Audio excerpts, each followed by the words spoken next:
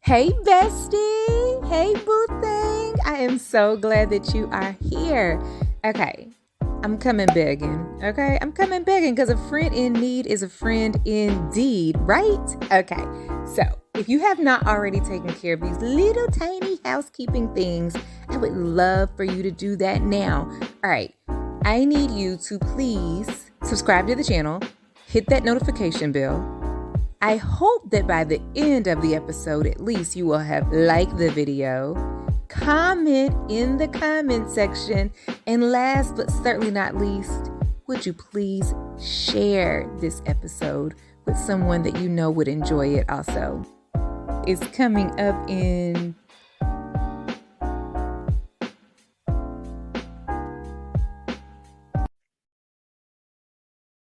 Okay, so I want to welcome you, Rob, to today's, I don't want to say an episode or just basically a conversation. I am just so glad to have you here. This this project that I had or I am doing is just on a series of highlighting some good things, amazing things that's going on within the African American community. I feel like as a kid, I was telling someone else that as a child coming up and when we would do Black History Month, to me, it really didn't seem like a jubilant occasion. We were watching Roots, and that was sad. We were watching Sounder, that was sad. You know, we were seeing the civil rights, being recorded and televised, the marches and the assassination of Dr. King. That was sad. And so I know that this is supposed to be a jubilant month for us. But as a child, whenever I would read or hear about Black History Month, it was always reminding us of Jim Crow days. It was always a reminder of slavery, civil unjust, injustices and inequalities. And I'm like, okay. But that was then, because then we weren't taught the fact that we were kings. And we come from kings and we come from queens and we come from amazing brilliance in civilization. And so I keep saying it to people that our story did not begin with a story of slavery, and it will not end that way. And we are intelligent, we are brilliant, and we are making amazing contributions to this global society. And rather than continuing to harp on times of, and not that, and those, and observing those items and knowing that we're still fighting battles it certainly has its place. It's not to erase it or to disregard it in any way. It's simply to say, why do we keep giving that all of our energy? And we should, I'm not saying that, but don't forget to highlight the good that's going on too, I guess is what I'm trying to say. There's good that's going on as well. And let's turn our lens to focus on that as well. And so people like you are writing Black history too, because one day you will have left your mark in a positive way. And let's talk about those kinds of instances also. And that's why these conversations for me are so important. And that's what gave birth, that thought process just over the last few days. It wasn't like a planned thing. It was just over the last few days, I'm like, yeah, it doesn't have to be a sad occasion. We don't have to keep looking at these other, not that they don't matter, but let's talk about something that's good. And so that's what this is. So I just thank you for saying yes.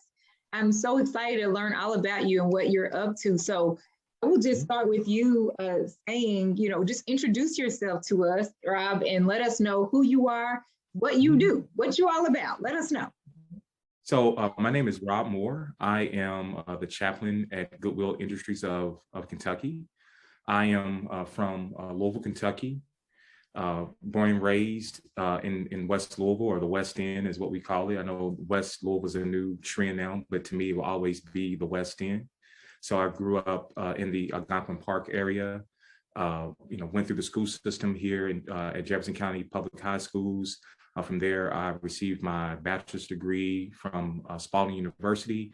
Then I went right down the road to Vanderbilt Divinity School, and I'm currently working on my doctorate degree at Grimke Seminary. And, as you was just talking about in regards to celebration, of our history, I guess the good, the bad, and the ugly, from the words of Clint Eastwood. But that's what our history is about. Not more so in the negative side, but also the positive things that we've done in this country and before in this country, and not just here in the United States and Africa, but throughout the world. That things that African American or Black people have done for civilization, for humanity. And I am truly honored to serve in my role at Goodwill as the first chaplain in their 98 or 99 years of existence. I know next year we will be celebrating out 100 years to serve as a chaplain, not only through the Louisville area or in Louisville, but throughout the whole Commonwealth of Kentucky, to serve individuals in the state that come through Goodwill Industries of Kentucky, if it's through employers, through our resources that we provide, and also through the community, and to be and connect with individuals that need that spiritual care, need that chaplaincy resources that I provide throughout the state. And I'm involved in the community as well outside of the Goodwill.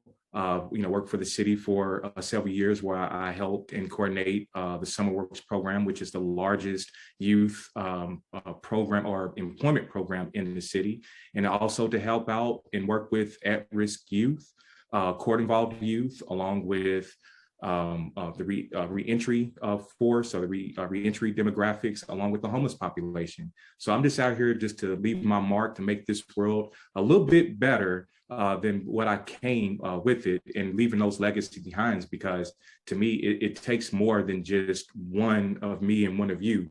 We got to bring everybody together. And I just want the best out of everyone. And I live by the quote from Dr. Cornel West, since we were talking about Black History Month. And he states that in order to lead the people, you got to love them. In order to save the people, you got to serve. So I lead by loving and I save by serving. So that's why I'm here. And it's just, what I like to do, and to contribute, to leave my footprint and my fingerprint in this world, in this society. I absolutely love all that you have said. And I love it because I'm from Louisville. I'm currently on the coast, but I'm from Louisville, and very much obviously familiar with the West End and all that. One of my favorite photos of myself is not my professional headshot. It is a childhood picture. I'm standing on the steps in front of the bricks from Shepherd Square, and standing in front of our door, standing on our porch. And I still have a scar on my knee from, falling over there and getting a rock lodged in my leg and whatever it was. But one of my proudest moments was standing on those steps, because I know that on social media, there's glitz, there's glamour, everybody's living their best life. We're traveling, and all these wonderful, beautiful, seemingly beautiful things that's going on. And that's good if that's the truth for your life, because some people do those things and really there's another story to be told beneath what they decide to put, on social media. We know that it's sometimes not always the truth when you peel back that onion and see what's really going on in some households, and that's none of my business. It's your business. However, the reality, being real, that's my favorite part. Being able to own up to not so humble beginnings, being able to say, my mama, we was on welfare, we lived, in the Shelby Park area. We lived in one of the poorest zip codes, most violent zip codes in all of the city, and all the things that come along with that. That's where I come from. And I'm very proud to say that, because it's not about me.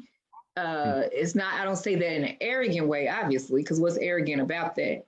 But I say it in a way to glorify God, because I see where he brought me from, because we started there, but that don't mean we have to end there, and most importantly, we are to reach back and help someone else come away from there if they so choose. Because I also know of families that just had generation after generation after generation that stayed in a situation, you know, and no, you know, hey, if that's what you like, this, you know, I'm not knocking anybody, but I think it's our responsibility to help somebody else, you know, and I think that's really what this life is all about. This life is not really our own, and it's not about us.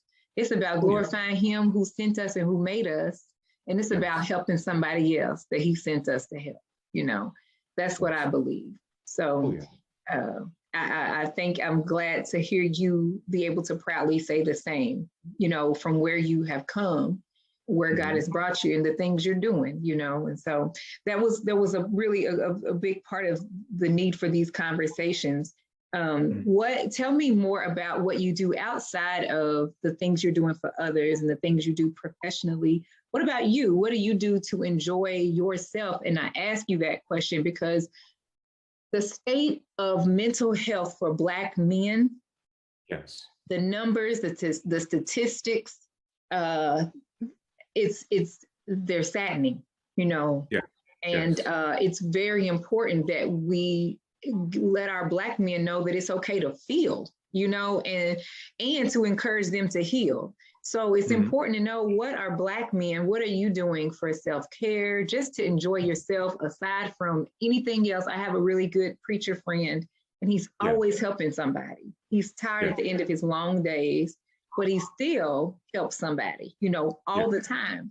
And but I'm concerned about him, and I told him earlier today about that. So what do you do? Wow. So besides, you know, schoolwork and work, I guess, you know, as you were stating, you know, in regards to mental health, you know, connecting with mental health experts, you know, that I talk to, because in the chaplaincy or pastoral work, it can be very draining, especially with everything that's going on, and particularly going through a pandemic and always being there for other people. You need someone to talk to, and someone to listen to you, and also to help you out with things as well. Maybe some things that's happened in the past that may be triggers and things of that nature. For one, I definitely applaud you for mentioning about with mental health that I'm is doing. I know it's getting kind of cold, or we're in the winter season, but when the weather is nice, you know, going out, walking, doing exercise, playing a lot of golf as well in my spare time, and also being a father to my beautiful 15-year-old daughter, who's now a sophomore. So that in the line of work that I'm doing, it keeps me very busy. I'm a reader as well, so I love to read. So every now and then I will go out somewhere to a coffee shop somewhere that are still open and just read. So that's how I decompress from the world. Now, I'm glad to hear about that, because that leads me to another question. What are you reading? So, and I'm going to ask you why. I'm going to tell you why. Because even in the reading, I still can't, I find that I'm always about improvement. I'm always about being better. But sometimes that's not necessary. Like I want to learn how to not always be thinking about what to do next. I want to get to the point to where I alternate even my reading, my reading material of choice. I want to maybe read some things that are enlightening, that help with self-improvement, self-help, and just whatever it is that my interests are. But I want to read a romance novel. Now, I didn't say smut because I don't like smut, but I do want to read about love, you know, a clean novel, you know, a romance. I want to read things that are funny. I want to read things about friends. I want to read for entertainment. But I'm always so driven to learn and know and do and improve that I haven't really taken the time to really be intentional about just diversifying my reading material. So that's something I have to personally work on. So tell me, what are you reading? Make some recommendations to those who are watching and listening, because this will be an audio podcast episode as well. But what are you reading and what do you recommend? So currently, right now, in the beginning of Black History Month, and every around this time every year, I reread, and I read it once a year, and I reread The Strength of to Love by Martin Luther King Jr. And I'm just real big on nonfiction books because for me, it helps me, for one, to realize that I'm not the only one that has been through something and that is out here trying to make a difference. So I always read biographies, autobiographies, and things of that nature. And I'm very interested in what people went through in their beginnings to where they were at in this particular moment, and for those who are deceased or they're, in their wherever they're at and how they got there. So I definitely, pay attention and read those things because it helps me personally. So with the Strength to Love, it's pretty much a different various of sermons and letters that King wrote and things that he went through at that particular time. And especially on how America was going through 50, 60 years ago, and how those things are still relevant to this day, and how I can contribute those things into my community. And it pretty much humbles me as well. So it makes me become a better servant. So I'm reading that, and I'm also continuing to read bits and pieces of Barack Obama's The Promised Land, just his memoir, the things that he went through as him being a president, or the first African American president in the United States. So those are the books that I'm currently reading as of now. So I try to theme when I do have the time to read outside of my textbooks, themed by each month, and especially with now Black History Month going on, or African American Heritage Month going on. I try to focus within those area section of books.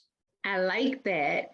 Now, what do you read? Do you listen to? Do you have any music that you like to listen to? Some people don't listen to music. So do you listen? And then I have a friend that's a guy, and he likes listening to nature sounds. That's what calms him down, actually. He listens to music too, but when he's winding down for the evening, he likes to listen to sounds of nature, like, rain and all that kind of stuff. So what do you, if you choose to listen to anything, what do you listen to? I love jazz. I am a huge John Coltrane fan. Yes, he comes out here on the coast, Labor Day weekend. I think around Labor Day weekend, I believe is when he comes. Oh my gosh, yes. But keep going. Sorry, I got excited. Love John Coltrane, the music and that he left behind, and him just being the legend of who he was. But I love that the Love Supreme, which is him connecting with the divine, with God. So, but yeah, a huge fan of Coltrane. Miles Davis, Kamala, I believe his last name is Washington, Kamala Washington. Not familiar. He's a new jazz artist, up and coming. He actually did the music for Michelle Obama's documentary. Okay. Yeah, he's up and coming. Up and coming the next, I would say, John Coltrane. So yeah. So I'm gonna need you to definitely drop the links. I'm gonna have to share them with the peoples, and I'm gonna have to check them out myself first, y'all, because I love music. Now I've been getting into lo-fi. My 8-year-old, my kids are adults, and then here I am with a baby. So I have an 8-year-old, and a couple of years ago, her I think it was like her first grade teacher, I think, had them listening to what they call lo-fi music during class, and so she turned me onto that at the top of the pandemic. So that's been 2 years now, and I love it. So I listen to it while I'm trying to work sometimes or study sometimes. It's very relaxing. It's just study work. It's just instrumental, and it's just just good study music. It's not jazz, but it's just it will give you that same vibe as far as a relaxing kind of thing. But anyway, absolutely, John Coltrane. I love Boney James. Yes. So big music fan. Like I put in my bio half the time, I always tell people I'm a music lover, but I have 2 left feet. So all I can give you is a mean 2-step. I can do a 2-step real good. I have to mention as well what I do for relaxation or a form of entertainment, and that's salsa dancing. So with everything, nice. I just recently went back to salsa dancing So yeah, I'm a huge salsa dancer. Before COVID hit, the pandemic hit, I would go religiously just about every week. Where is But it at yeah, in Louisville? Where was they doing that at? I remember. there's several spots. I on social media, I follow a group called the Salsa Louisville Underground Salsa, I believe it's called. Or maybe Okay. they got I definitely know it's called Underground Salsa. I think it's Louisville's Underground Salsa, and they lay out or give, I guess, the different times and dates each week where the salsa performances or salsa lessons and dances is going to be held at. I know there is one this coming Friday in Louisville, and I know that in Valentine's weekend, they're going to have one at the Hotel Louisville in downtown Louisville. Yes. Nice. So, before I left Louisville, used to go out to Jerry Green's. They tell me that Jerry Green's is not there anymore, but I used to go out there on Mondays. They used to do like this, they would do like the Chicago style or Detroit style a step, kind of dancing. Oh, they're so smooth. I got so frustrated because I would try to do it. Every time I tried, I just could not seem to I just couldn't get it. I'm an overthinker. So everybody else, like their body's just going with the groove, and they just moving to the music. Yeah. I'm overthinking. I'm watching people's feet and I'm trying to check their steps. I'm trying to see if I can make that same step. And I thought so much and I couldn't get out of my head to where I messed up my opportunity to dance, and you just have to go with it, just feel it. But I didn't get that concept at that time.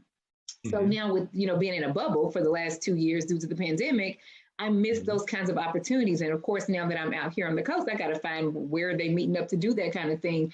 I'm not quite ready yet. I don't really leave the house too much, but, but yeah, I absolutely love trying to dance. I ain't gonna say I'm great at it, but I love trying. So I love it that you are into salsa. How long have you been doing that? What led you to that?